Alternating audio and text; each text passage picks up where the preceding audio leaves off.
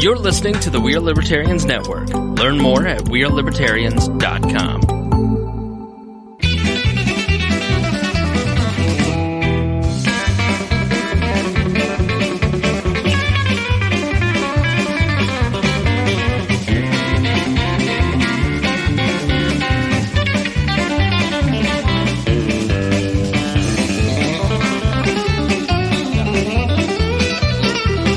Pull it in a little tighter. Hello? There you go. That'll do. All right, we're live. We're live already? Are you sure? Did we say go live? Yeah. Man, oh man. Well, when you get me the sign, then You're gonna have extra editing. Didn't even put my name in the title. you're not that special. Welcome to the Boss Hog of Liberty I will podcast. cancel this show right now. Episode number 104 in a row of East Central Indiana's favorite podcast. I'm Jeremiah Morrell, joined by co-host Dakota Davis, syndicator Chris Spangle. Hello. Today's episode features You guys have Kristopher Bilbrey. You got more fancy since I've been here. Yeah. Drumroll. Bilbrey is, as I've been instructed to call him. Now, Bilbrey has absolutely guaranteed he will not be arrested during the live taping of this show. That's all he can guarantee. No, I can't guarantee. He is a Patreon member, one of our biggest Patreon member that we actually have. Huge. He also is the host of his own show called Perception is Reality. It is on his own Facebook Live. You can search for that. We're going to be talking to him about getting arrested, funny enough, Nice. and registering some people to vote, some stuff he does up in Winchester and surrounding areas. Then we're going to talk about the state of Indiana and their teacher pay crisis, I guess. And then some food pantry regulations that are going on in Henry County, Indiana, for some local news. So make sure you stick around to the end of that. This show is about our lives in rural Indiana. As always, we promise our episodes are going to be a fun and an easy listen.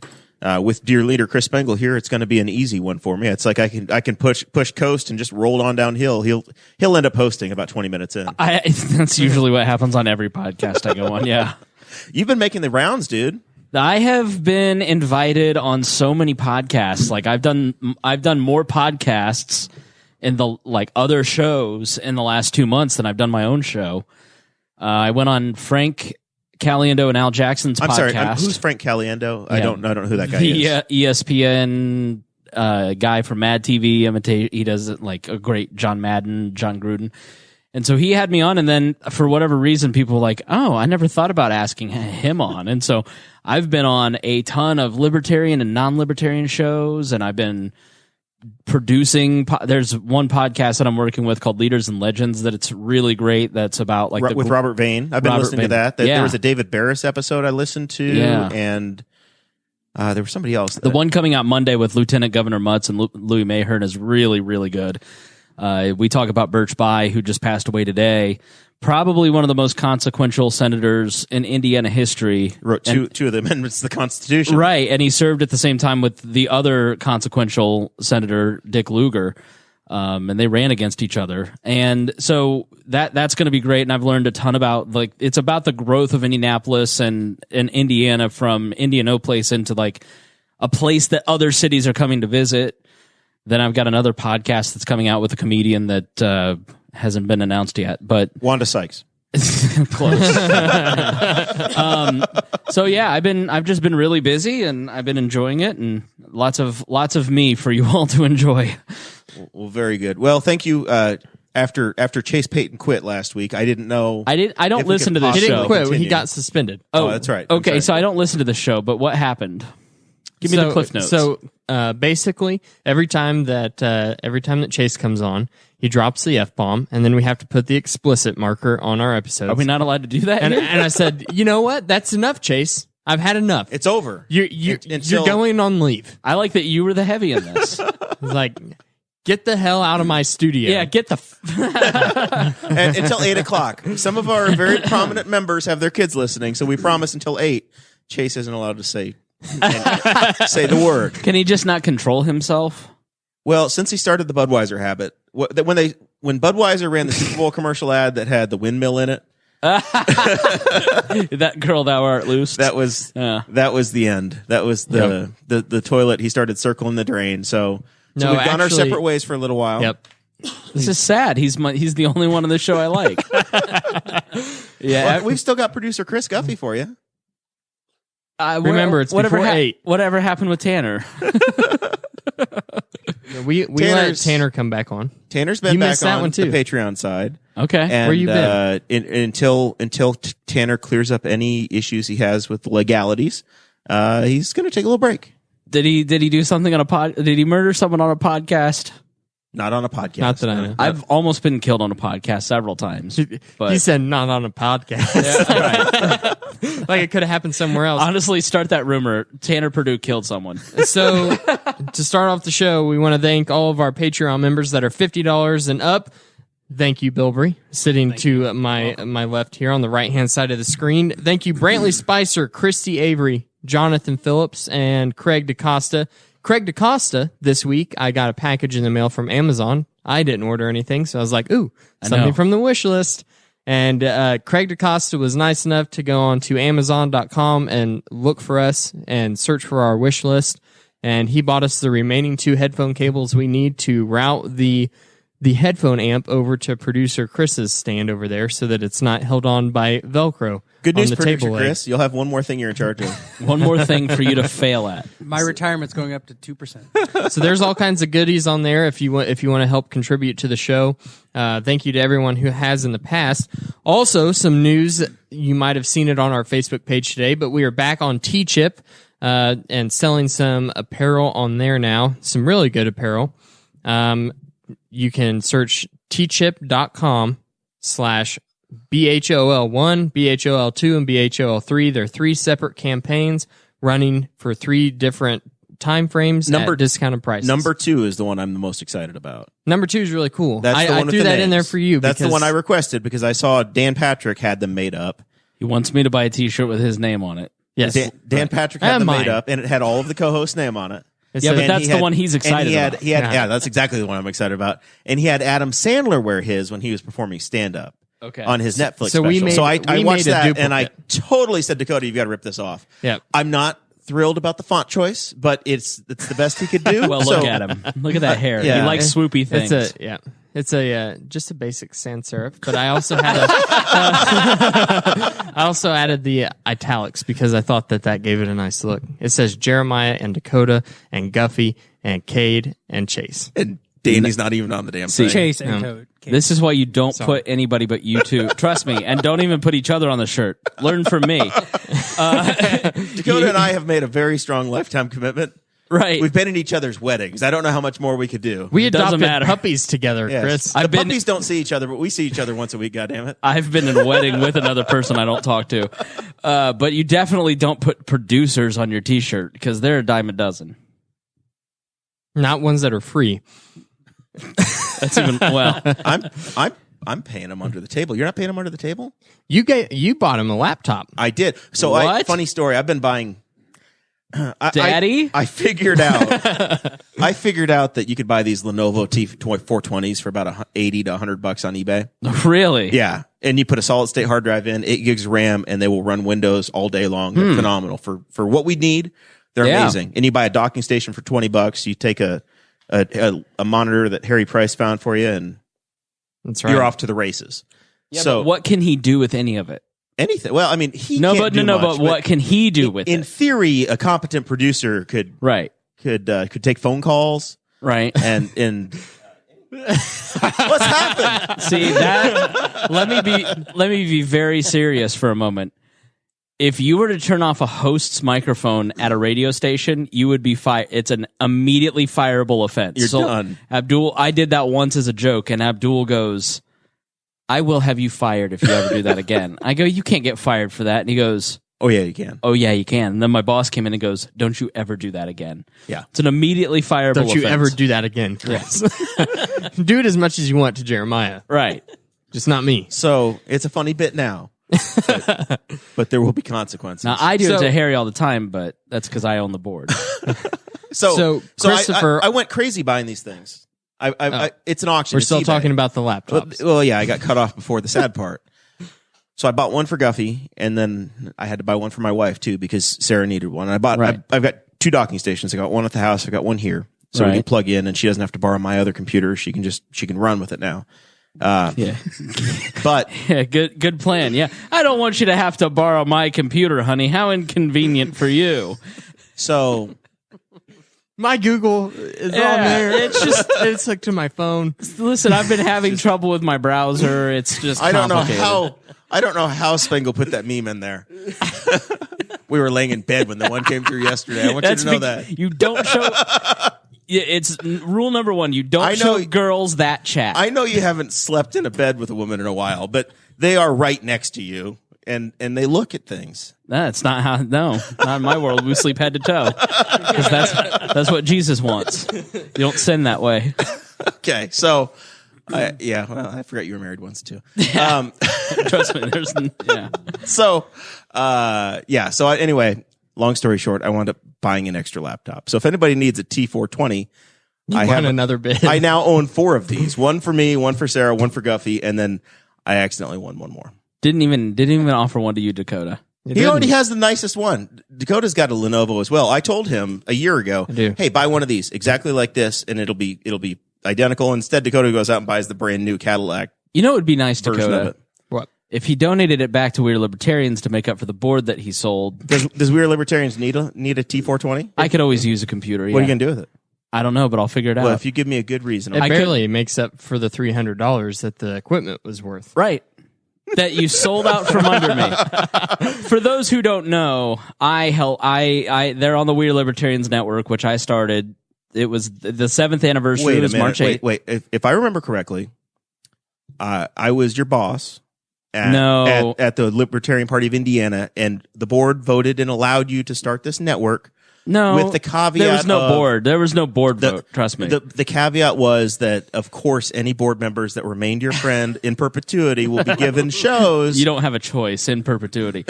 No, that's not even remotely true. That's not the truth. No. And Frank Frosa, go check the minutes.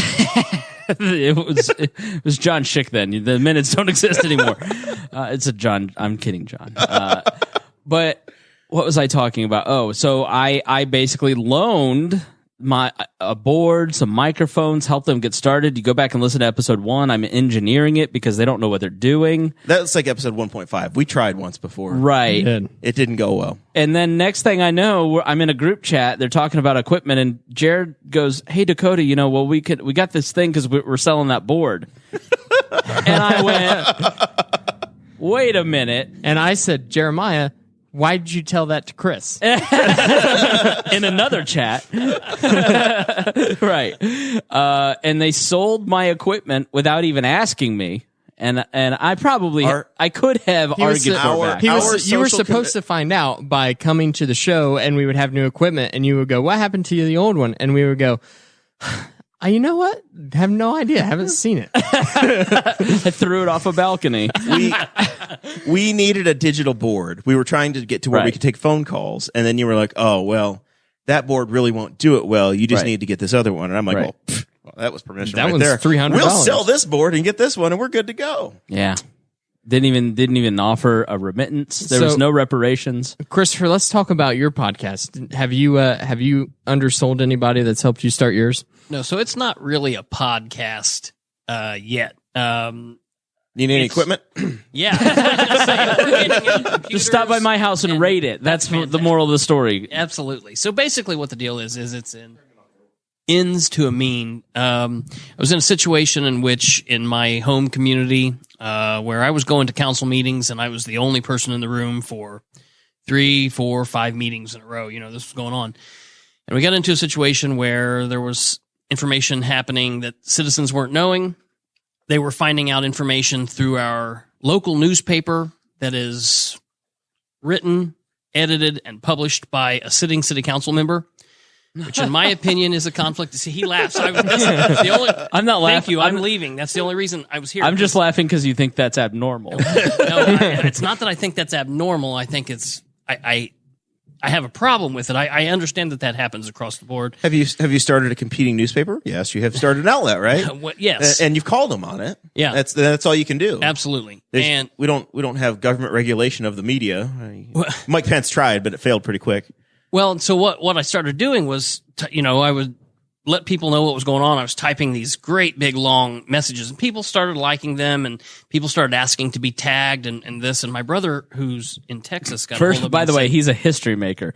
First time in history somebody has asked to be tagged in a long Facebook well, post. no, that's not. See, that's why my brother got a hold of me. He said, "Hey, you got to cut it with all the words. They're reading like the first 3 sentences, Walls of text cutting out."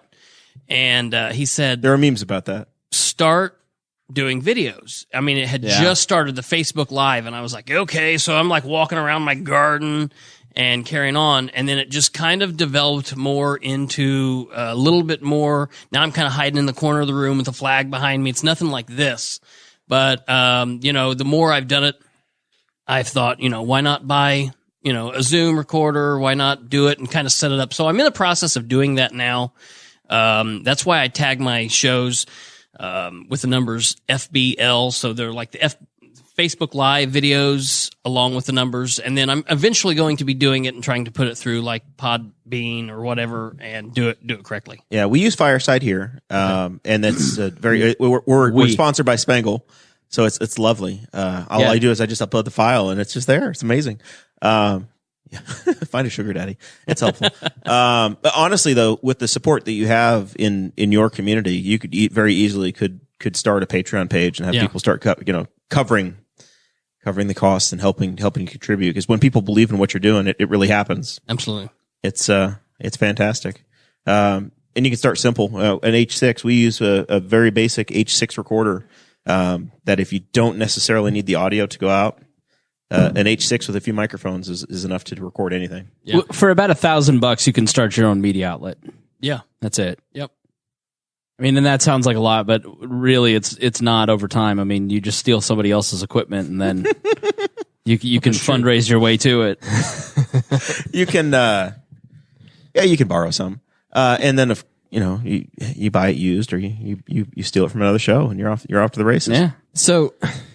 Whenever we were in this, whenever we were in the group chat that we started for the show, you sent us a bio about yourself, and in it you said that you had been arrested at a city council meeting. Yes. Yeah. You got our attention. So yes, you definitely got our attention. Watch the videos, listen to you explain what happened. I want everyone else to know what happened. It's a wild roller coaster ride of a story. Okay, so I can really... You have 30 seconds. You have 5 before one of us starts talking. I can sum it up like this. There was an issue that I had a problem with going on in our local community. Myself and several other citizens had issues with this, and it was something that we'd been fighting for some time. And it was getting heated on both sides, and council meetings were, no one was ever out of line. Nobody was ever cursing. Nobody was ever threatening, but it was a heated debate. What kind of issue was it? So here's the situation. In January of 2017, our local government said, we're going to put a drug rehabilitation facility in Winchester, which sounds fantastic. We're helping women and children. That sounds even better. But it's going to cost us $1.1 million that Winchester is going to be either getting the money for, that we've got to pay back, or we're using our tax money to buy the building and do all of this. The women and children that it's helping isn't from Winchester. Some of them are, but a very few percentage of them are. There are women from all over Indiana. Now this organization that runs this is also from Ohio, so we're not really sure. We can't get really any information from them. And I just thought that because the city's not running it, it's an organization called the Volunteers of America, which is a wonderful organization. In my opinion, they ought to have come in and bought the building and set up, and I couldn't have said anything about it. I could have maybe griped because it was in my front yard, but other than that, I couldn't have, bitched at the city about it. But with the city putting money into this, you've got the mayor running around giving edit money for to pay for what's it called when you buy a house? The mortgage? No. You give the money. So he signed an option to purchase agreement that the council was not aware of. He entered into a loan application with the IHCDA before anybody ever discussed this on the council. There was no votes. And by law in the state of Indiana, the mayors are not able to enter into real estate, land deals, anything like that. That's something that goes before the council. The council votes on it, and it's a big ordeal. So there's all of this stuff that was just happening, and the meetings kind of heat up. There's a lot more that kind of goes into it. But going to this meeting, we're sitting in a meeting. The meeting lasted for about an hour and 50 minutes. At a point in the meeting, one of the counselors say, I make a motion to adjourn. Nobody else said anything. And at that point, a female counselor starts asking questions of the audience. Freeform. Okay. Now they had broke away from their regular protocol of giving us time to ask questions, public concerns or whatnot, at the beginning or the ending of the meeting. However, they did not do this. This was a special meeting that they had called. And for the first time they did not let us talk. They did not want us to talk. That's clear. So the counselor asked questions, and there's people in the audience kind of starting to rumble. And my wife says, hey, she raises her hand, puts her hand up, says, she's got a question. And you can hear the counselor say, hey, we're not taking things from the audience. And there's some more back and forth between the council asking questions. And at that point, she says, how much would you pay to save a life? Which that's a cute soundbite. But I don't know that I want my government asking me that. You know what I mean? Like, let this organization come in and save all the lives that we can. I'm against the drug issue. You know what I mean? I don't, great.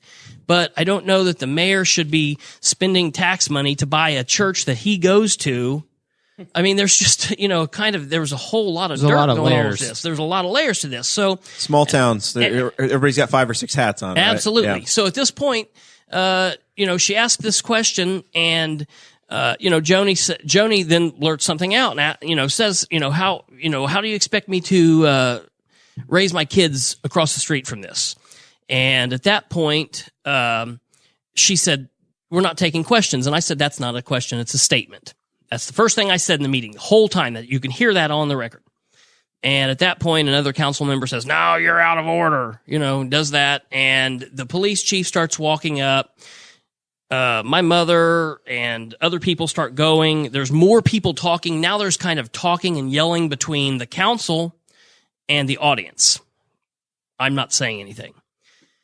I get up and I walk to the door and I turn around. Someone said again, you're out of order. And I turn around and say, this is a joke. You guys are a joke. This is all out of order. It took exactly as long as I just said it there. And I wasn't like yelling it. I wasn't cussing. I wasn't cursing. I wasn't flipping them off. I wasn't threatening. I walk through the door. I'm done. I'm out of the building. Okay. At this point, the police officer comes over, says, Bilbrey, you're under arrest. I stop. I wasn't resisting. Pushes me, slams me into the wall, twists my arm behind my back. There's a recording. My phone's recording this because I was recording the meetings. So my phone recorded the entire arrest. My phone recorded the entire transportation to the jail. Everybody's phone should be recording every interaction with police officers. The ACLU has an app for that. Absolutely. My phone recorded my entire booking in process at the jail because they never turned it off. One of the jail officers was like, yeah, this is a waste of money. They were agreeing with me. So, you can actually hear on the recording one time I say, hey, I'm not resisting. I'm not resisting. I used to be a police officer. I'm not trying to fight these people. I wasn't mad at him. He's saying, hey, I wish I wasn't, I don't want to be doing this, blah, blah, blah, whatever. So I'm arrested for disorderly conduct. They send up paperwork to the prosecutor's office.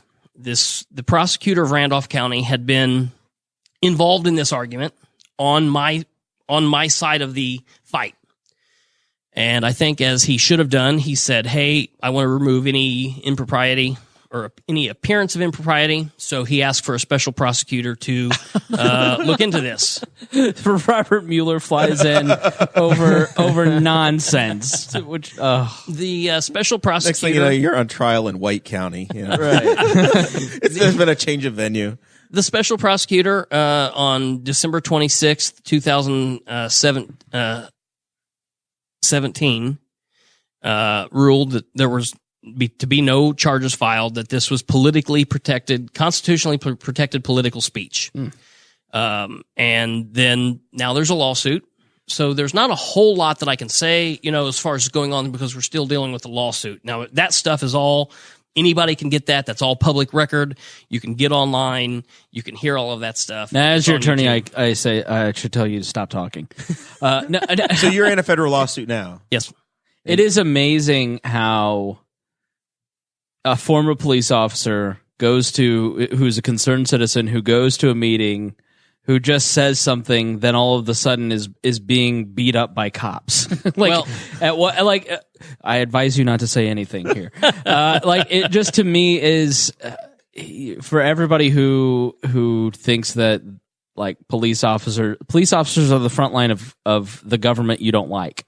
They're the strong arm for the state. That's exactly right, and it's we put them in terrible positions constantly with this stuff. Well, that's part of it, but there's also just a part of this particular person thinking that they had the right, because they wear a special uniform, they have the right to harass a citizen for doing, which is what your lawsuit, I'm sure, is about, where you don't have the right just because you have a costume on. You're not given special rights to put your hands on a citizen just because you think that they're out of order in that particular context.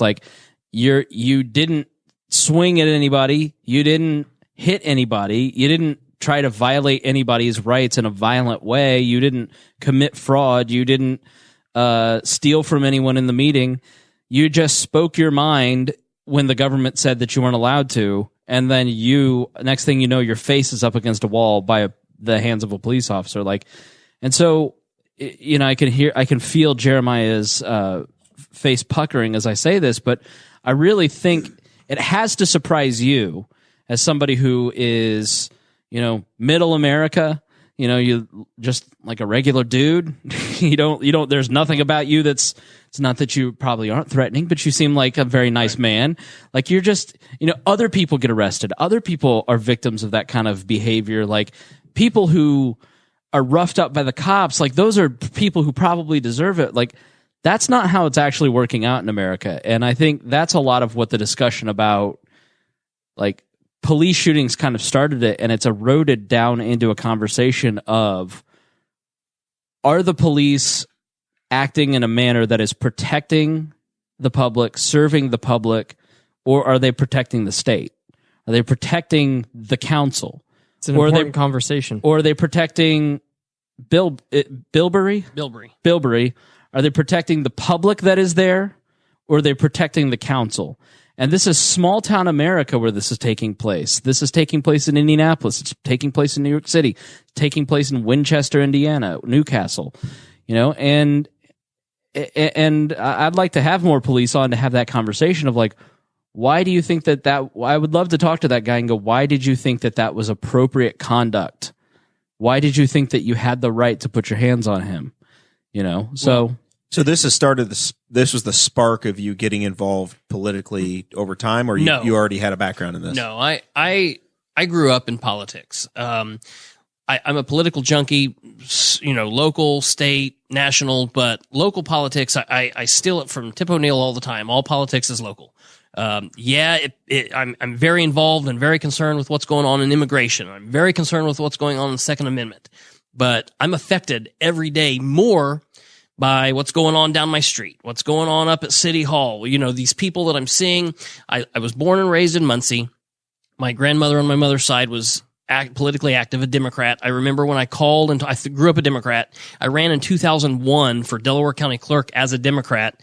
I was 18, and I remember after I went to Ball State, and I went to a political science I went to the Young Democrats, and we met. It was kind of like an AA meeting. We're sitting around. They're like, "Hi, you're new," and I'm standing up. I'm like, "Hey, I believe this and this and this." And they're like, "You're not a Democrat." And I was like, "Yeah, I am. I'm a Democrat. I've always been a Democrat." And they're like, "What do you think about this?" And I'm like, "This, this, and this." And they're like, "Yeah, you're a Republican." And I call my grandma, and it's she's a big like, tent. So I call my grandma down the hall. I mean, it was like, and she reveals the horrible truth. Oh God, she voted for Reagan. Well, your grandfather was. No, she was a Democrat. She passed in 2016. I would call her a Kennedy-crat. She's not today's progressive, far left Democrat, but she's Grandma wasn't a Bernie bro. Yeah, right. So, I've been politically active for a long time, went to council meetings in Muncie when I lived in Muncie, was very concerned with what would happen. I've been politically active on campaigns for prosecutor, for sheriff, for coroner, for recorder. People don't even know what the recorder does. You know what I mean? But I've been on the backbone of those local campaigns, moved to Winchester in 2010 and said it's only going to be a matter of time until that itch, it's kind of like being a junkie, you start, I want to go down to the meeting and see what's going on. And so I started attending. I ran for city council in 2015 and I lost. I congratulated the person that beat me. We moved on. The next day, she calls my work. She calls my brother-in-law's work from the school office complaining about this campaign we ran against her.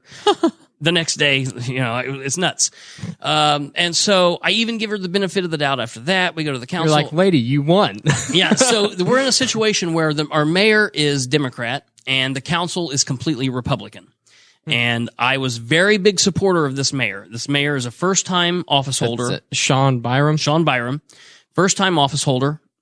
He's ran for office since 2011, ran for council, ran for state representative in 2014, ran for mayor and won in 2015, which I was very instrumental on campaigning for him, part of his team, really helped him. That's as a Republican, that I consider myself.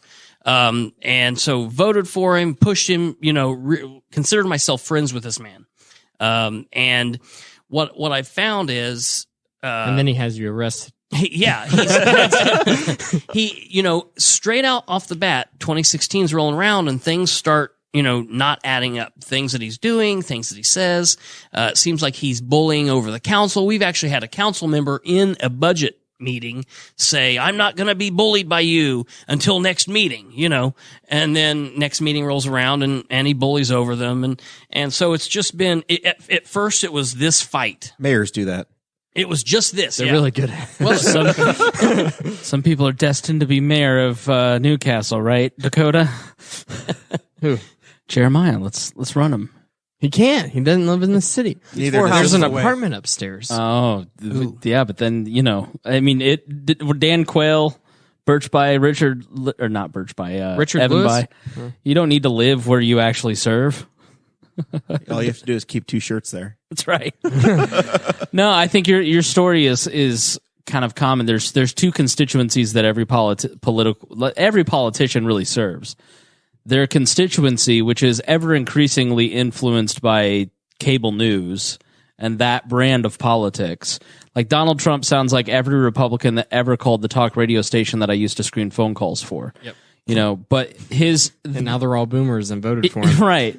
But like Lee from the South Side doesn't reflect the other constituent that an elected official has to serve, which is their fellow lawmakers.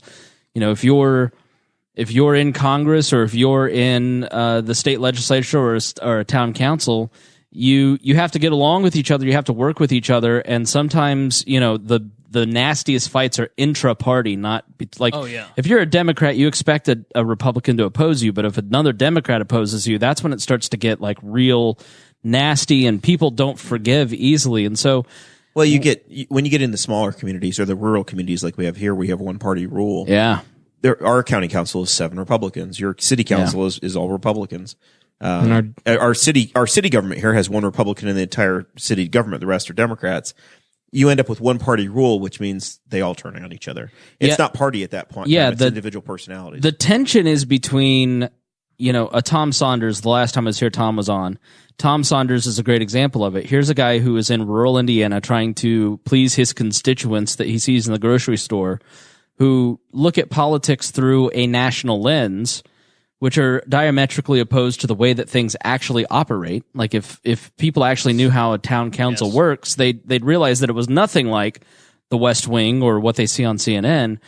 But if you're one of these elected officials, if you're Tom Saunders, you also have to make Brian Bosma happy and party leaders, or else they're going to run somebody against you. And so if you're even if you smell a bit of outsider, like what's happening to Jim Lucas right now is they're trying to make him look like he's an insane person who's fringe, who's a conspiracy nut, who just gets high all the time. He's a joke. instead of going, no, that guy's actually really courageous and saying things that nobody else wants to say, and he's balancing, he's listening to his constituents, he's listening to his fellow lawmakers, but he's doing what he thinks is right, which is what he was elected to do. Jim Lucas has been really on the forefront of this whole school and state teacher pay issue that we're going to talk about here. He's been on the forefront of this. I want to read a little a few paragraphs that he wrote later on in the show, because he conveyed my feelings very well on the subject, and then just got attacked. I was just on the Boss Hog of Crothersville, the Married with Children podcast. That's his district, isn't it? It is. They love him, even though they're teachers. But I think what you've experienced is what a lot of people, when you get into politics, like, you get into it thinking one way, and then you find out it's a different way, where you're all of a sudden the problem. Like, all of a sudden you're the odd man out because you're a problem. You're not conforming to what the established order wants. And so they try to make you look like a crazy person to the constituents that they know and the other, like, little power bases. And it has to get kind of alienating and irritating for you, just because you have a different way of thinking, right? Well, I mean, I'll tell you, the thing is, it's like I've been clawing through the mud. Now we're starting to see some light at the end of the tunnel here. You've been well received. You've had a number of people very supportive of your show and coming on. Absolutely. And as a part of this, one of the council members who was involved with all of this has resigned. The police chief who was involved with this, who was actually the one that arrested me, has resigned. The fire chief who walked out and was part of the arrest has resigned. They're no longer a part of government, which that's a plus for me. I'm happy about that. But the biggest thing that I have to say that stops what you were talking about with Jim, with people making him look crazy, is they can only make him look crazy if the people out there buy that. Yeah. You can only have better government through citizen involvement. That's the number one thing. I say that all the time. You will only have better government through citizen involvement. If you stay at home and you let somebody else do it, it's not going to get done the way that you want it done. And if you've got people like Jim that you support, and people are saying, oh, he's crazy, he's a hippie, he's a pot smoker, Bilbrey's crazy, as long as you're not standing up, if you're not willing to stand up with me and I've had people who talk to me behind the scenes and say, I support what you're doing. I really, we need to get rid of all these people in office, all of this. Come out, help do this. No, I'm afraid. Listen, if it's just me, they can bully over me. Right. But if it's 10 of us, if it's 50 of us, if we're going to the vote, Winchester's got 5,000 people. 3,500 are registered to vote. 800 people have made the decision for the last 30 years. Now, last election, we changed that. Sean Byram got defeated for state representative. He's no longer running for re-election of mayor. We are making some change. People are waking up. The apathy's kind of shaking off. The other 2,700 people need to wake the hell up. And we are waking them up, but that's got to happen everywhere. I got involved with Gaston. There's craziness going on in Gaston, a small community. There's like 900 people up there. They're firing the police chief without merit hearings. Two of the board members go off and have parties together. I went up there to help them because the citizens asked for help.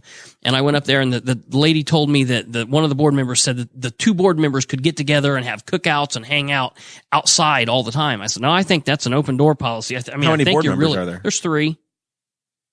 Two's, so it's a quorum. Two's a little much, yeah. I mean, I don't hate that legislators are friends with each other, but I see your point. Well, I think that's sort of the brilliance of like what this show has done, what you're doing with when you become media. Like, you're doing the accountability work that the local media can no longer afford to do, or no longer has the willingness to do. When you put it on camera, and like really part of the impetus of this idea was your parents, Jeremiah, because I would travel the state as the former executive director of the state party, and I'd go to a community and there'd be $100 million project that some county council wanted to build in every county in the state.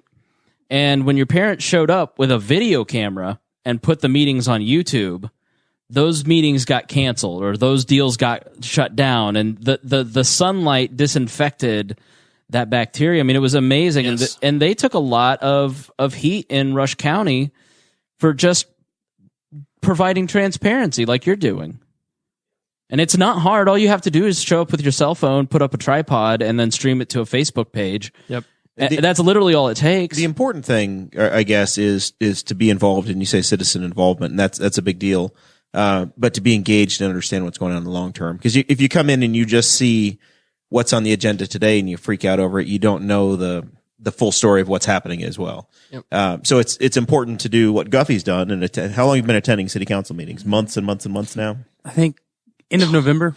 Yeah, so you're haven't going on missed about one. 6 months of meetings in a row, and you've done the same thing in your community where you actually understand what it is. So you're not coming in and spot sampling, but you actually have a full track record and you understand how Part A fits in with Part B, fits in with Part C, and you know when, hey, this is routine, not a big deal, and this is, oh my God, this is an issue.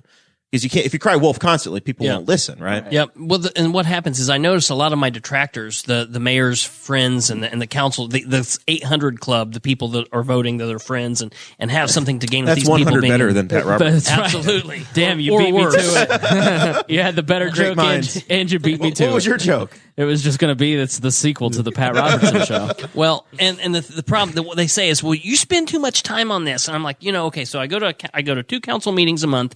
Now, let's say that's an hour and a half each. I drive to work 45 minutes. I got a lot of time in the car.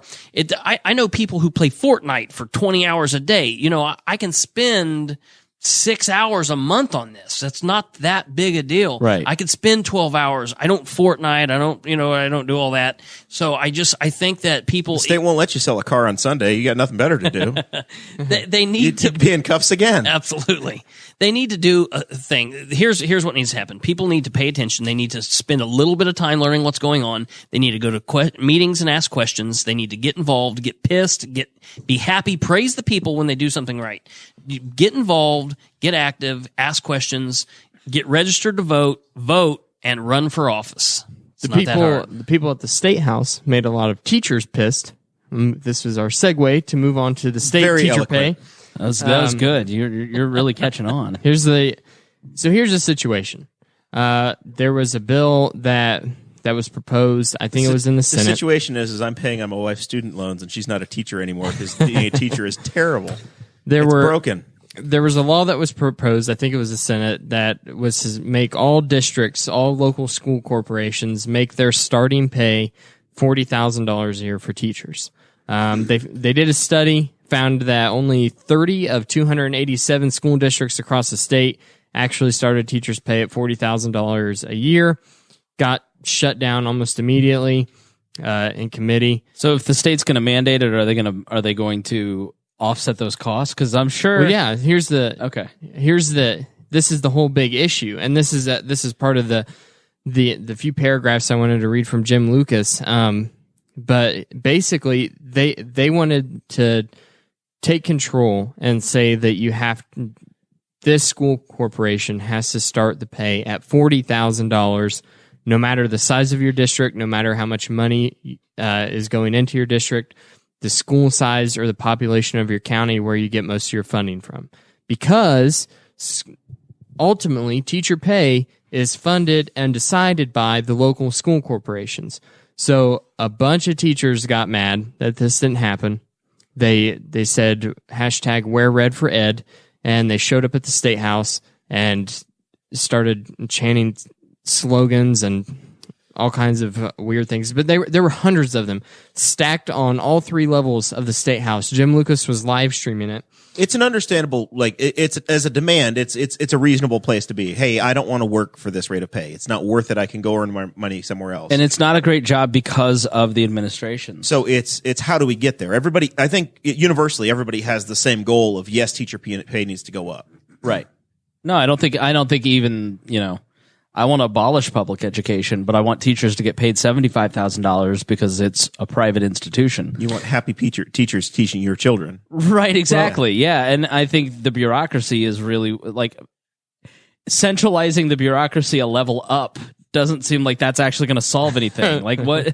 It's so that's where teachers and I hate to say this because teachers are very touchy. I've already beat up on police. Yeah, you're just going for the bingo here. You're going to go police, teachers, parents, and waiters and waitresses. You're gonna hate on firefighters next? Are the touchiest. Firefighters are cool. Everybody loves firefighters. Dakota has a statement to read. I do. I want to read this real quick, Chris. Read it into the record. All right. Mute us all. Just go ahead and make it seem like I hate teachers, so I can't finish what I was about to say. It's okay. Jim Lucas says that public education is in fact government-run education, and they get over $7 billion of the state budget every year, which is 52%. They also get 40% of all the property tax dollars across the state, over $3 billion, and over $1 billion in federal dollars. So a bunch of money. That means that they're reaching, there are over 1 million students in the state of Indiana, just about 1 million, and he has the math here. So basically, the state of Indiana is spending $10,000 per student, and the average teacher in the state makes $55,000. So a class of 25 students is worth to the state about $250,000. So if you take the teacher pay, average teacher pay from that leaves $195,000 for the average classroom size of 25 students. So he's making the point that the bigger question that we need to ask is not to throw more money at the state's education budget, not to throw more money towards the corporations individually in hopes that they send it towards teacher pay. It's to ask, what's happening to the other $195,000 per classroom? Yeah. And that's not just high school classrooms. It's first grade and public education kindergarten classrooms as well. It's everywhere. And it's, he goes on to talk a little bit more about this. So we spent, $3,200 per student in the state of Indiana. Right. Last year. That's a lot of money, to be teaching one student. And then also, let's see here. This was the other good number I wanted to see. Oh, for every teacher, there are 2.5 non-teaching personnel in the education departments across the state. Right. Non-teaching personnel. That doesn't include aides, your teacher aides, which are getting cut almost constantly across the state in every single corporation we have. So the issue isn't throwing more money at the problem. It's figuring out what the heck's happening to the money that we already are throwing at the problem. And centralizing standards has only made the job even worse for teachers. So centralizing their pay scale, like I don't understand. Like, yeah, we want every teacher you talk to says we need to get the government out of here so that we can actually do our jobs and teach students. Right, and you're like, yes, I agree. Get the government out of it so that you can do your job. And then they say, we want the bigger government to take control of my paycheck? Well, there's been a lot of conversation about abolishing the position of the state superintendent of public instruction, or at least I think appointing it as well. No longer an elected position. Yeah. It's not a constitutionally required. I think it's constitutionally required office, but how they get there is up to the General Assembly to decide. So because of the Owenites and New Harmony, we have to have public education in the state of Indiana. There has to be a public alternative according to the Indiana Constitution. Nice. I like how you threw in the Owenites and New Harmony. Yeah, yes, they were, well, Robert Owen and the socialists, really they were one of the first socialist utopias with the Rappites and then the Owenites, and they failed within 3 years, I should add. They helped write the Indiana Constitution, so that's where that comes from. But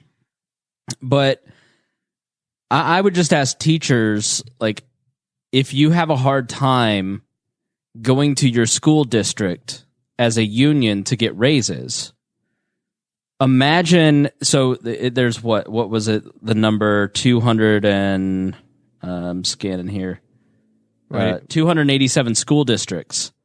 So instead of 287 negotiations, you're now going to have one. Yep. For all of them. You are the same negotiation happening for IPS is happening for Tri High School, which has a graduating class of 68. Right. And my in Plainfield where I grew up, it's around 300.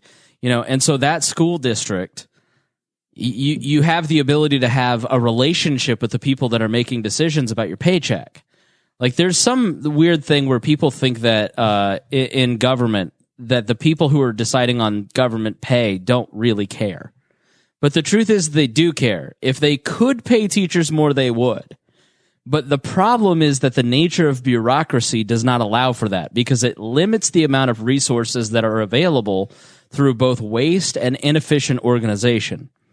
And so if you want to make the organization even more inefficient, so waste is even more likely. It is 100% chance that if you were to organize 287 school districts into one negotiation, you have to have new levels of bureaucracy, totally new, introduced, and all those people have to be paid. So now we have 4 administrative positions to a teacher in the state. You said think of the appeals. Think of how many more appeals you're just instead of 1 out of 20 a year for a school district, you're 1 out of 10,000. And so you're really doing yourself a disservice by trying to centralize this. But they think that if we centralize this, we can have more of a hammer and influence this more, but that's not how it works. You're just making the resources more inefficient for organization. If over 52% of the state budget is going to that, throwing more money is not the problem. The burden is on the school boards and the local districts to find efficiencies, whether it's consolidating school districts because we have, as much as we like the identities of having different school districts and schools here, we're a county of 50,000 people and I think kids go to 6 different public high schools in this community. You have some school districts that are in the, they're not even to 1,000 students in the entire district. Yeah. There's some efficiencies there. And there's just some, the people, you're spending so much money on cost and overhead and non-classroom related labor. Yeah. And it makes it easier for those people to be bought off.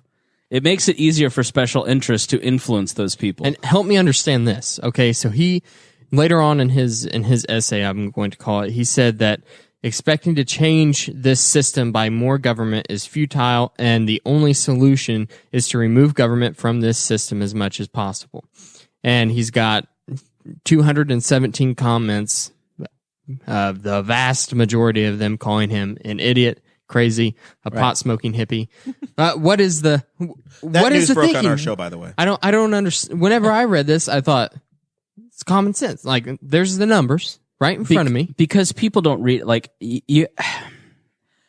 I have, and Bilbrey, you're going to have to just jump in here whenever you're ready to talk. But you're good. It's a doghouse. I have, as I have been put in charge of ever expanding audiences. So as I have been given more responsibility, more people to look at, like, as I am a social media manager for several different outlets, and I have, as those have grown, I have seen the stupidity increase.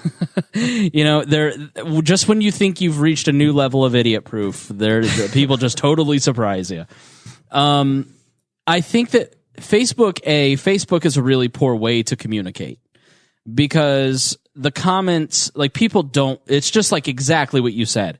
People don't read what you write on Facebook, but they may watch a video. But I run into it all the time. Like, I'm not going to watch your stuff. I tried it. I didn't quite get it, or it's too long, or there's always some superfluous reason why people don't want to engage in something that improves their lives. Like, why there's a resistance to the gym, or why there's a resistance to reading the news. It's just always easier. I have found it to be the human condition that the path to least resistance is the default state for people. And so reading and understanding what he is saying it takes work. Yeah. And it's just easier to default to the, like, why is Beto O'Rourke popular? Beto O'Rourke has no experience. Fabulous teeth. He talks in sound bites. He looks the part. He seems the part. He looks cool. He reminds He's the white you Obama. He's the white Obama. And so much of what politics has become is fashion. But he's Irish. Are you wearing the right fashion? You're saying that Irish people aren't white? Man, I thought we got over this racism in 1912. Well, he's Irish Obama. Yeah. So, and I almost went on a tangent that I'll tell you off air. But that's why. So to disagree with teachers, to have this conversation with a teacher is perilous. Because you're going against what is popular.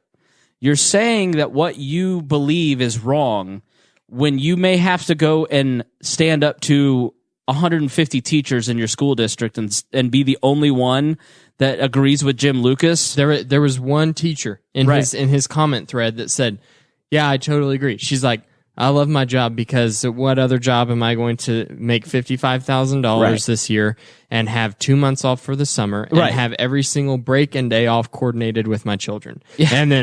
And man, it was like she jumped into a tank of sharks and only God was there to protect her. Teachers get a week off next week. Yeah. And I'm sorry, like I work from 6 a.m. to 10 p.m. most days. Like you're not right. Like most people, you don't know how hard teachers work. You work like everybody else. And so I just like any other government employee, when you take money from me, I get to have a say in how your life operates. And if you don't want me to participate in your life, don't voluntarily choose to ask me to participate in your life by taking my money. You're a government employee. And so why would you want to expand from your local community to all Indiana taxpayers the decision on your pay? It took 60 minutes, and he almost said taxation is theft. But it's the truth. And so I almost joked about it earlier with him when he said, people are outraged in the community. I was like, by having their money stolen. But people don't want to be disagreeable. They want to appear polite.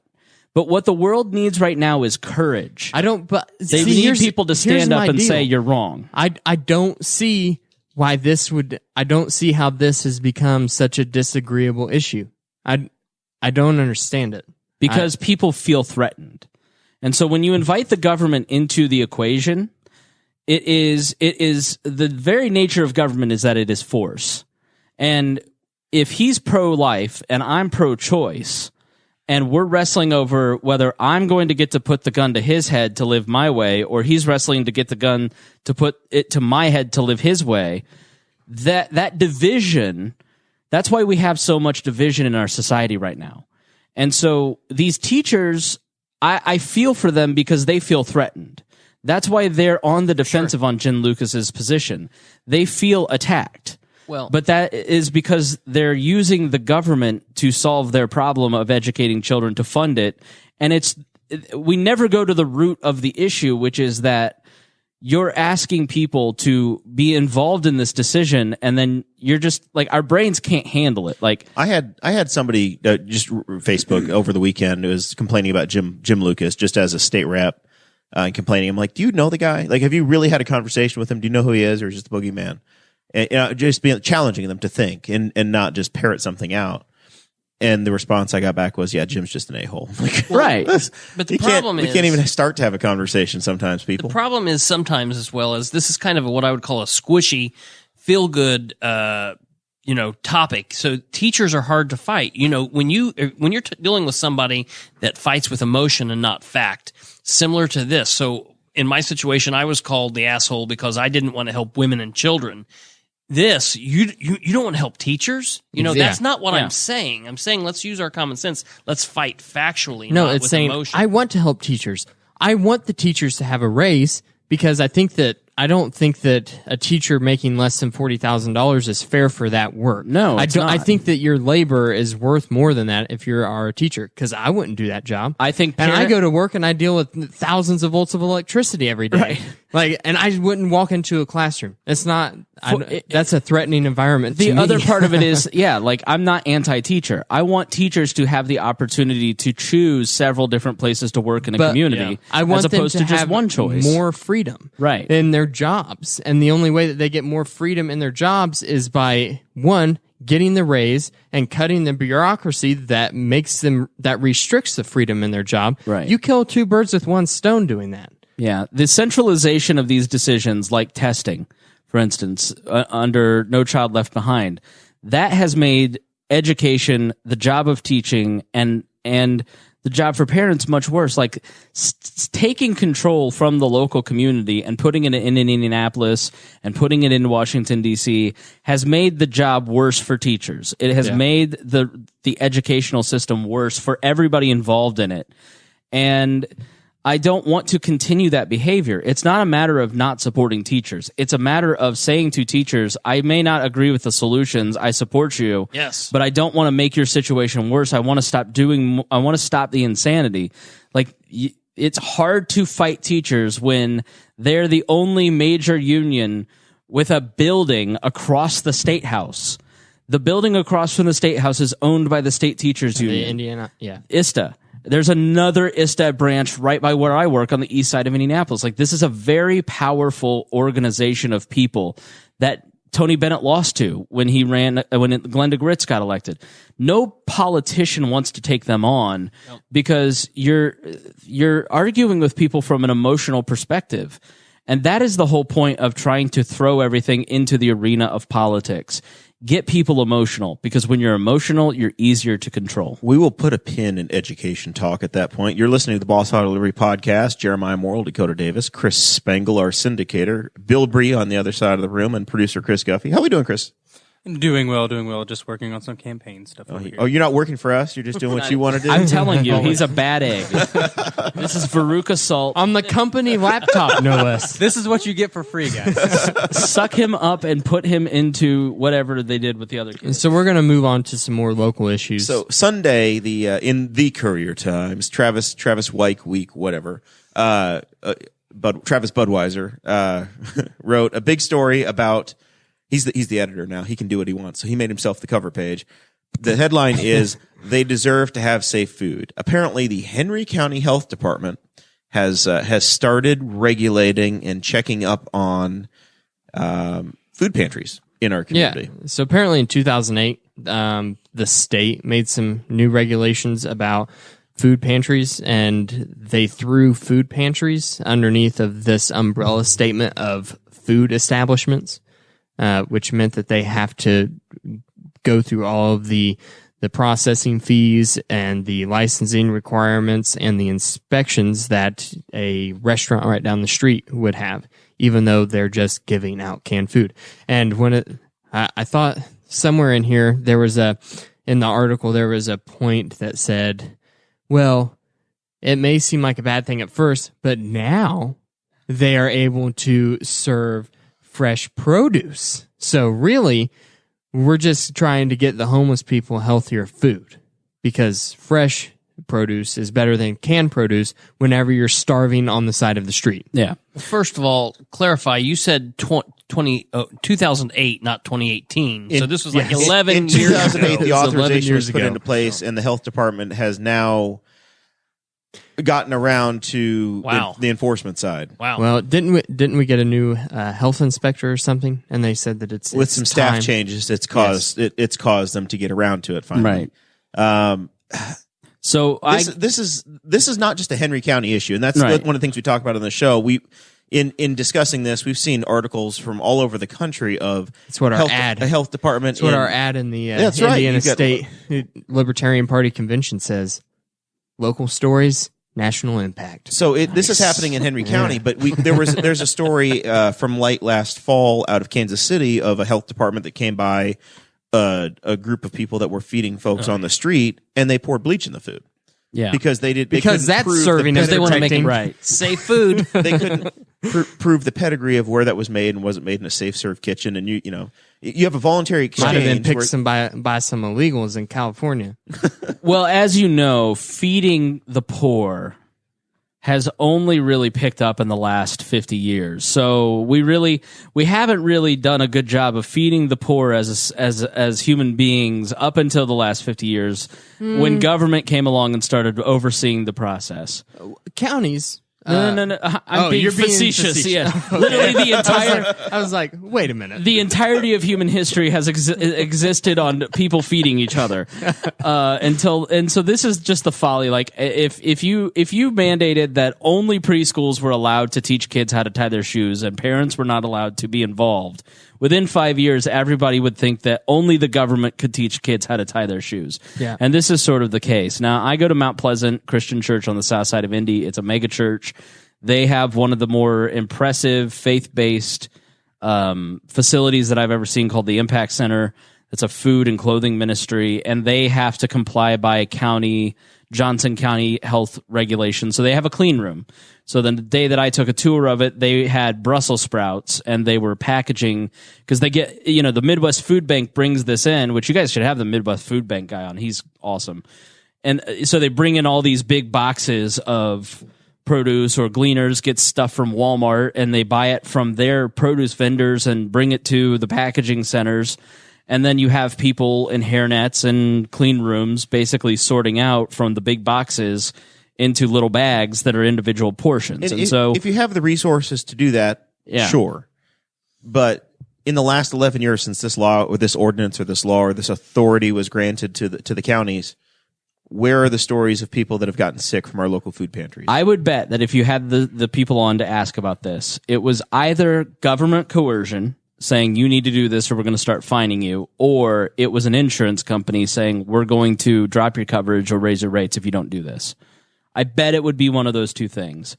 But it probably was not a need based on... Who's the victim? Right. It probably was not somebody got salmonella poisoning from Brussels sprouts. It was coercion from some camp. The victims are the hungry people who won't get their food after the food Correct. pantries are shut down. The health department representative said that it is the health department's duty to make sure their food meets the same level of safety as food they would get anywhere else if they had paid for it. So Duty means poop. So I don't think the question, like, I don't want it to come across just like with the teachers thing, because we're getting comments like as basically, oh, you guys don't support teachers. That's not what we're saying. It's like You're going for the trifecta. You don't like cops. You don't like teachers. I'm you ready to go after next? no parents. That's Parents. who I'll Just go parents. I'll go after DST. When we talk DST, I'll hit the parents. Boomers. No, like it should be safe. But like, do we trust the health inspector? Is the one guy who is trying to inspect, or the 5 people that your county employs to inspect every food facility in the county? Are they really it's such a centralization of the resources that for 1 to 5 people in a county this size will be going out and inspecting every kitchen in the city or the county. I mean, is that efficient?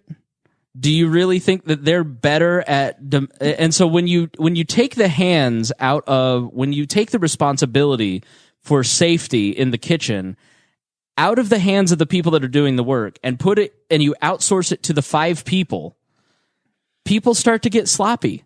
And so you end up with worse results in this particular case, where people say it is my responsibility to make sure this is clean. Instead, now it's going to be, it is my responsibility not to get fined. Well, that's a very different proposition. If you're going to go, you have the choice to eat the food or not. Right. You have visibility into it. You can tell if people look like they're paying attention and they are doing what they're supposed to be doing. Yeah. Are people getting sick? Does this have a reputation? It's cans. Yeah. Right. What are you? Well, they have milk. Well, how do you show me your procedure for how you take care of the milk, and is it temperature controlled, and is it okay? And have you paid us our fees to pay for us to come inspect you? Oh, there you go. Now we've hit on it. Because psychos don't run the food pantry. They're not keeping the milk at 87 degrees because they want to poison people to death. The charitable people who run the food bank aren't like not washing their hands before they touch all the vegetables. Before they touch cans. It's the ability for them to fine people. And so we go back to the teacher discussion. With your federal government, they can print money. But your state, federal, and local government, or your state and local governments cannot print money. When their budget says they're out of money, they are out of money, and it's not coming from anywhere else unless we start writing you more tickets. We start fining your business more. We start charging user fees more. So, and fees are really making you pay to hand out cans to homeless people. What politician wants to raise taxes? They don't. So the way that they increase money to the local community is through fees, is through speeding tickets and fining businesses and fining food pantries. And so, so Chris, were you the executive director of the LPIN in 2008? October 2008 on. Where the hell were you at? He was producing Abdul's show. Because Dakota was 12. So that legislature, he's not responsible for this. So that legislature would have ended in February. So here's the deal. Crazy Larry probably called in to complain about this, and you just hung up on him. You didn't put him on the air that day. I was very sleepy that day. I used to have to get up at 4 to do that show. Pothole Joe was still just a dream. It's people wanting a resolution to a problem that they see in their local community because one person isn't washing their hands. Well, there ought to be a law. There ought to be some resolution to this. But a lot of what we do is we just don't think about the consequences. This seemed like a really good idea, and the intentions behind this are a really good idea. But nobody wants to get sick. What about the consequences? What about the efficiency? What about the results? And nobody ever goes back and examines the results of their legislation. And the number one thing that food pantries need, they don't need you dropping off your expired cans of cream of chicken soup. That's a plug for the Patreon. Right. If you want to know what that's all about. What they need The is bubonic plague. right. people. What they need is money. So the food pantry at my church needs money more than anything else. They don't need your old clothes. They don't need they'll take it, but they can go with $6,000 and buy from Meijer or from Walmart a big bunch of supplies that people need for their, be it grain or wheat or some other 18th century. But you know what I mean? Like the thing when asked what is the number one thing that you need as in every food pantry I've been in, the answer is always money. Because the way that a food pantry operates is not by people dropping off donations. It's through bulk purchasing from a distributor like Aldi's or Meijer or Walmart, which are like the three biggest that donate to food pantries and work with food pantries. And so the green beans, the canned goods that they're actually using in food pantries was bought with money through Aldi. And so when you're taking fees from a food pantry, you are literally taking the food out of the mouth of children that need to be fed in local communities. It's a despicable law that really needs to be rectified. I mean, it's tragic. All right. So let's start to wrap things up. Chris, I know for final thoughts, you feel very, very passionately about daylight saving time, and we've been kindred spirits this week as people have tried to complain. I just don't think that we ought to govern our laws based on the body clock of a toddler.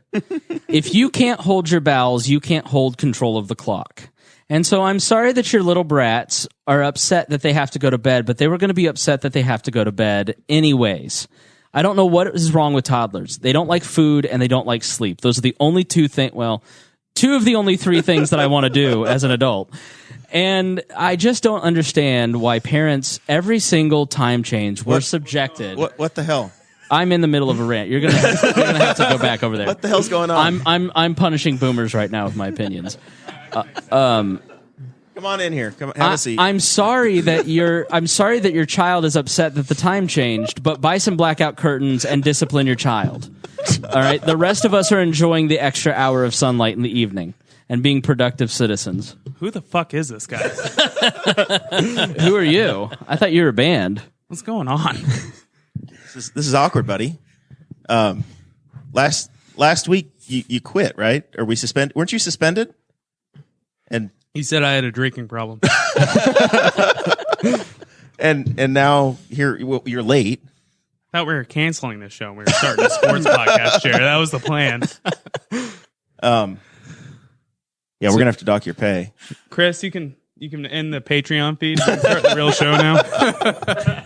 So do you have daylight saving time thoughts? Spangle was eloquently explaining. Why do we still have it? What do you mean? Why do we still Because have this it? is nice. It's not necessary. Like, why don't we just keep it at this time? It's really nice. We should. President Yeah. Trump said the first thing I full-heartedly support. Let's just stay on fast time all year round and stop playing this game of turning back the clocks for 3 months. It's nice until July, and it's daylight at 9:30 at night. That's good fishing weather. Yeah. Why did we go back? It's not necessary anymore, right? What? Why did we ever go back to... Right now is the The unnatural fallback time. Yeah, I Yes. like this time better, though. I mean, honestly, if you want to be on Central Time, you're a maniac. Like you're a mouth-breathing troglodyte if you want the state of Indiana to be on Central Time. You want it to be dark at 3:30 in the afternoon. You're an absolute insane person, and you need to burn your... Yeah, hold but up. don't you we just just hate said children? there's a 1 hour difference in daylight savings time. We just said that it's daylight until 9:30 at night. Yeah. It's not going to get dark at 3 o'clock in the afternoon. Right, we're going to keep the hour in this. It's going to get dark at like 5:30 if we stay on this time, which is preferable. Right now, but not in July. In July, it's going to be gloriously light until 10 p.m. In July, if we didn't do it, I think it would be the sun would come up at like 2 a.m. and the corn would burn. I think that's what would happen. This is a divisive issue, and I'm sick of it. Well, listen, whatever time we're on right now doesn't make me want to kill myself. So I'm all for this time. Because during the winter time, it's iffy for me, okay? What you have to understand about Hoosiers is that they've been arguing this since the creation of the entire time system. When the railroads created the time, it's like, so basically what you had until the railroads, every town had their clock tower. And you drive your locomotive through town, and so what would be noon in one town would be 12:15 in Stylesville. You know, like it would be, I don't know what town's close to here, but like Hagersville would be at 12:15. Hagerstown, Stylesville, and it'd be noon here. And so what the railroads did is they basically pushed the creation of the time zones and the standardization of time, and then the agrarian society added DST. And I agree railroad lobbies, right? And they're so the ones that got us Social Security too. So since then, Hoosiers have been arguing about time. We didn't go on DST until the great Mitch Daniels was our governor and solved this problem. Here. And we're now on and Hoosiers are still mad about it because we have more jobs. We have people that actually want to invest in Indiana now because of DST, and they're pissed about it. Let's poll the room real quickly on this. Guffey, daylight saving time, yes or no? No. No, you want to just go to the time we were on and stay on it? No, this one. This one. You want fast time all the time. Fast time all the time. Guffey.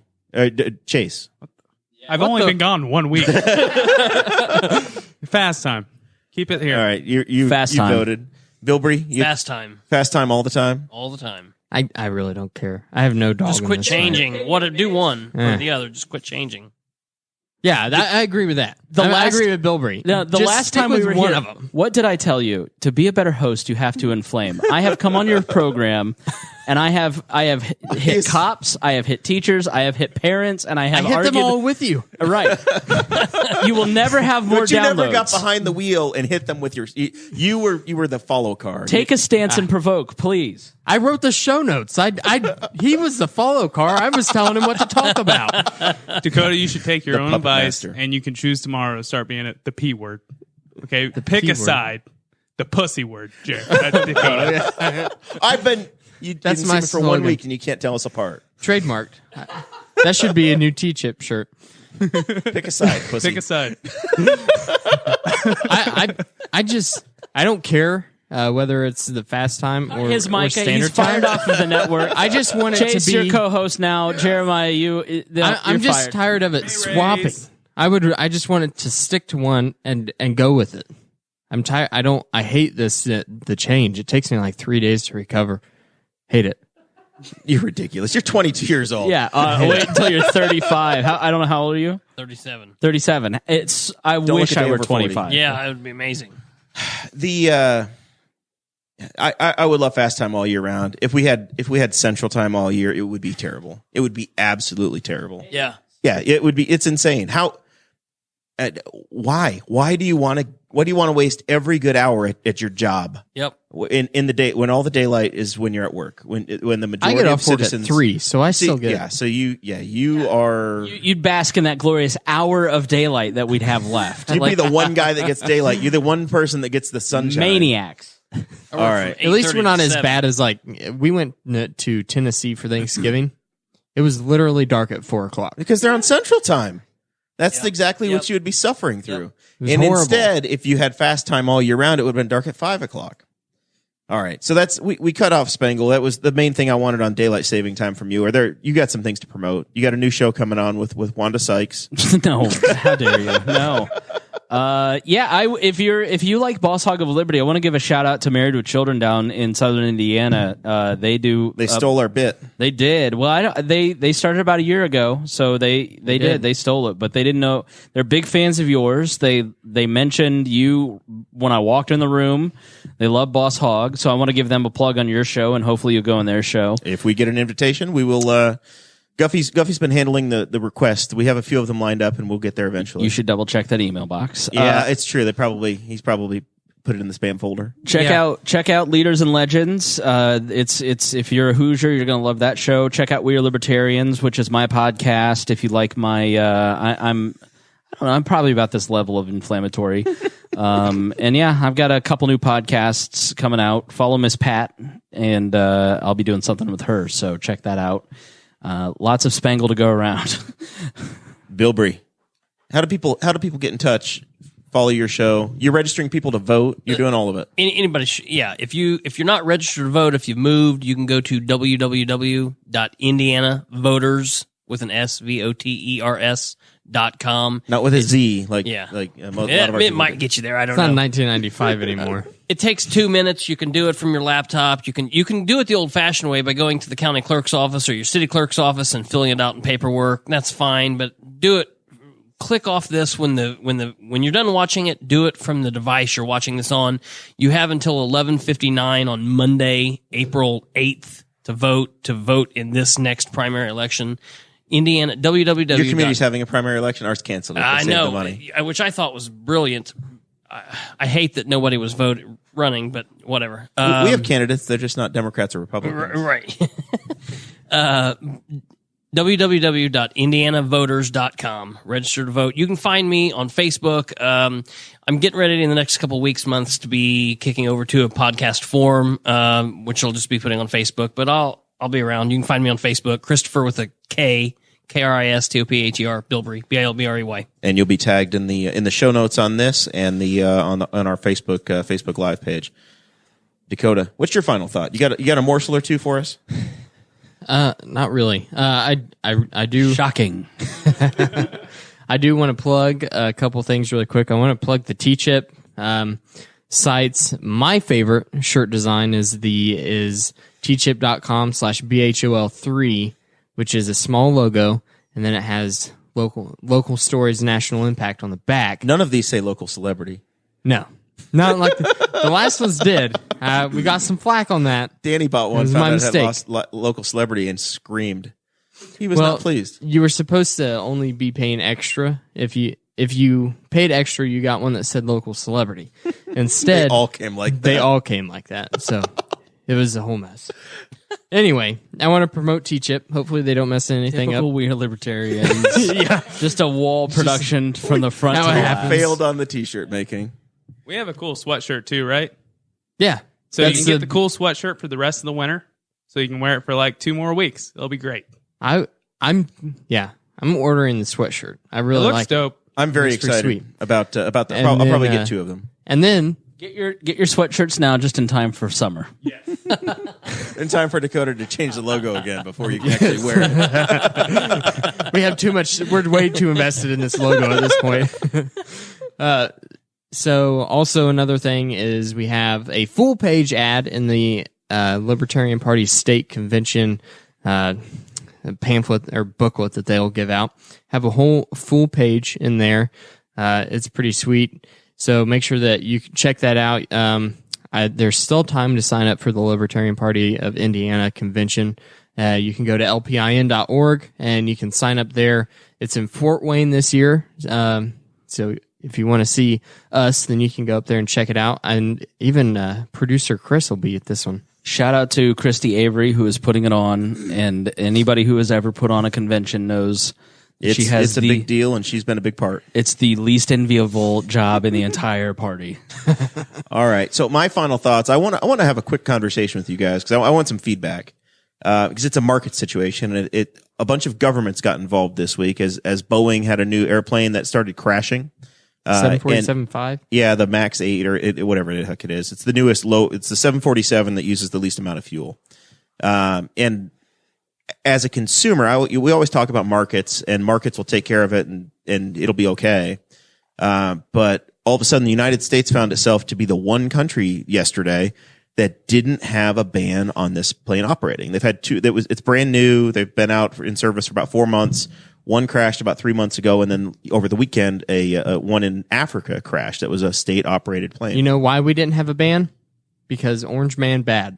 Well, so the reason that it's really getting a lot of attention is it was full of UN people in the one in Africa that crashed, and so that's why everybody freaked out. So this plane goes down, and it's something that's operated all over the world. Southwest Airlines had about 40 of them. They were operating out of Indianapolis, so it was something that was happening in our local market. I'm booked on a Southwest flight next month my wife Sarah and I are supposed to fly to California next month on a Southwest plane. So at this point, markets are supposed to make decisions, right? So you say, well, I'm not going to support this company if I don't believe in what you're doing, and if I think you're putting me at risk, then I don't want to buy a ticket from you. Well, if I bought a ticket 3 months ago and all of a sudden you have a problem and I have no guarantee of my safety, am I going to cancel my ticket? How do I make that decision? So that's where you have this conversation that starts to develop of, should these airlines be voluntarily pulling and saying, hey, we're going to ground these planes until we figure out what's going on? Or is it, well, no, we don't know what's going on. It might be bad training. There could be any number of things, and we need to be supporting these companies. Or is it, no, the government needs to step in and say time out, ban them, and protect everybody? Well, at this point, it's a combination of all of it. But you have to look at the countries and where these planes were operating. The United States has not had a commercial airliner crash since the 70s or 80s. I mean, it's been like 30 years. No, you're wrong. No, ValueJet in Florida crashed. TWA had a plane over outside of when Long we were Island. Kids, is my point. That wasn't the 70s, Grandpa. But it's been like 30 years. I mean, the number is like, when you think about the sheer percentages, look at it this way: how many planes, when you see like this storm that just hit the Midwest and Colorado, like, you see thousands of planes get grounded. And you realize how many planes are in the air at any given time. And then we haven't had one of those crash since Jeremiah and I were in diapers. 2009. But like hundreds of people dying, like, other than 9/11. It's, you have smaller planes go down. 10 years though. I mean, a whole Right. decade without one. Even if it were 5 years.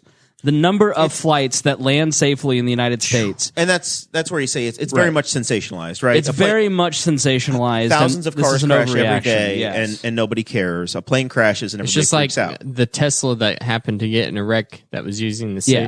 self-driving feature. It's like, okay, but there are literally thousands of crashes of cars every day, and no one pays attention to that. And the woman right? that died in the self-driving car, most people don't know she had a mental illness and she ran in front of the car on purpose. Like, you never get into the granular details. You just are supposed to be afraid.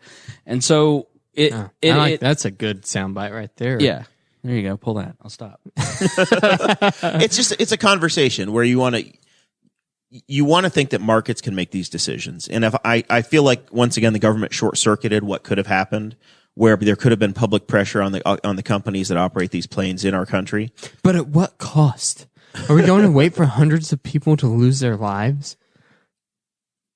You know, it's a voluntary deal. You don't have That's to get a on. yes. That was a yes. You can change. I could have said, nope. You know what? We're taking Amtrak. No, we're going to take. We're going to change to somebody that operates a little Canada Air instead of a Boeing plane. So 2005 is the last year with more than 1,000 deaths on commercial flights, and that trend has continued its downward trajectory, culminating in 2017's historic level of safety. The accident rate now stands at one fatal passenger flight accident per 7,360,000 flights.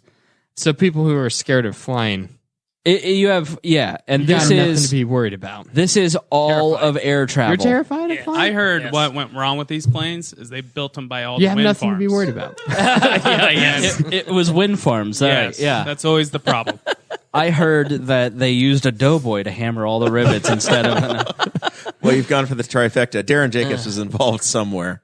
the doughboy should have been moved, and you need wind farms here. You're an idiot if you don't like wind. Good God.